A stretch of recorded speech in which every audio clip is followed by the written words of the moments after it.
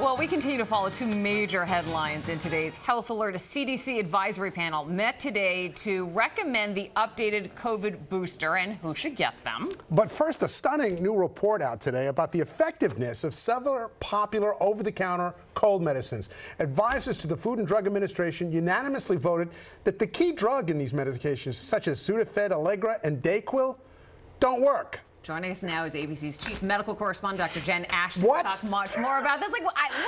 What? Okay, so here's the thing with the over-the-counter cold medications and remedies. Remember, we're talking about an ingredient called phenylephrine, and this unanimous vote by the FDA Advisory Board said, guess what? When taken orally, this drug is really not effective, and we talk about this all the time, safety and efficacy, right? Mm-hmm. So they're finding that it's not that effective, and the question about whether or not it's safe, you know, in high doses, there can be some really serious, potentially dangerous side effects. So when it comes down to those two endpoints, safety and efficacy, if a drug fails to meet just one of them, of course you're going to hear from the FDA and they're going to say, we need to reconsider, you know, how available is it? How accessible is it? Should it even be on the market? Is there something better? Is there something that's less risky? And I think that's where we are with this. This then goes to, instead of the over-the-counter Sudafed, goes to the behind-the-counter Sudafed, which is pseudoephedrine, right? Phenylephrine, right. If you read the ingredients in any of these over-the-counter cold remedies and look for phenylephrine, that's what this FDA advisory board is talking about right now. Now, that does not mean that there's an imminent risk if you have these or if you've just taken it today or in the last 12 or 24 hours.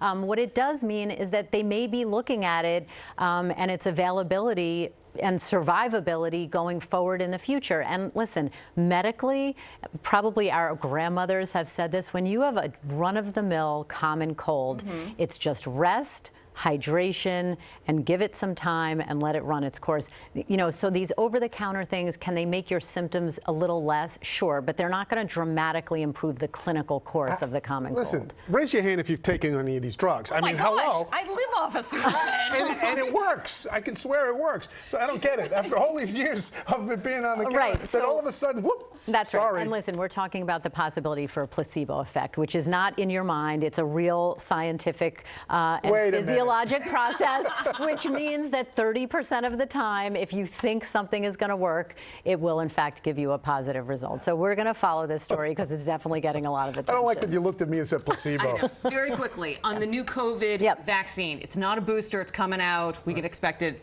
any day now. That's right. No surprise. And but everyone should get one. It's passed all of its safety and regulatory hurdles, so everyone signed off on it, and it should be available as the end of this week. Right. It's been a long time since we've all had one, so we all probably need one, and there's COVID swing. Okay. Thank you, Jed. We appreciate everything. Take my placebo and go home now. Thank you. I like my placebo. Yeah, if it works, right?